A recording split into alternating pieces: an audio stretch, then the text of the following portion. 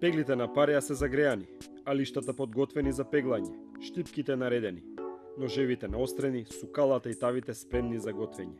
Но ако некој очекува дека за пеглите и за сукалата, како што е вообичаено ќе се фатат жени, тоа овој пат не беше така.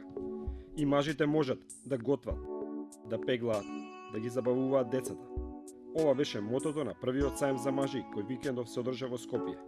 Жените седеја и гледаа, мажите се фатија за работа. Овој настан повеќе го замисливме да биде како перформанс преку кој што ќе се сподели пораката за ова дека мажите можат да ги вршат овие обврски во домот. Очекувањата беа дека ќе се пријават мажи и момчиња кои што ќе сакаат да ги надградат своите вештини, а понатаму очекуваме да се отвори дискусија во јавноста. Токму тоа е она што зборував дека во првата фаза сакаме да споделуваме позитивни примери, а во следните фази сакаме да работиме со организациите кои што работат на женски права, со институциите, со широката јавност, за нивно запознавање со концептот на родово-трансформативни политики и за применување на истиот. На една страна се готвеше, мажите со престилки и со капи учеа да сецкаат зеленчук, да месат и да подготвуваат здрав и вкусен оброк за најмладите. Докажаа дека може да се носа со жените кога станува збор за готвење. Во друг агол, татковци учеа како најдобро да ги забавуваат своите деца, низ игра, без таблети и компјутери, заедно со децата учеа и се забавуваа. Сметам дека ова е само еден позитивен пример од кој што сите може да научиме како можеме заедно да допринесеме за родова еднаквост. Не треба да ги делиме работите на машки и на женски, туку заедно да бидеме еднакви. Најмногу публика сепак имаше на местото каде се пегла и се пружаа штотуку испраните алишта.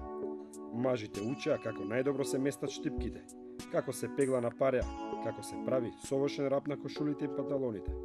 Овде мажите најмногу се испотија, но не се предадоа. Можам слободно да кажам уште од тинејџерски денови работам домашни обврски заедно со мајка ми.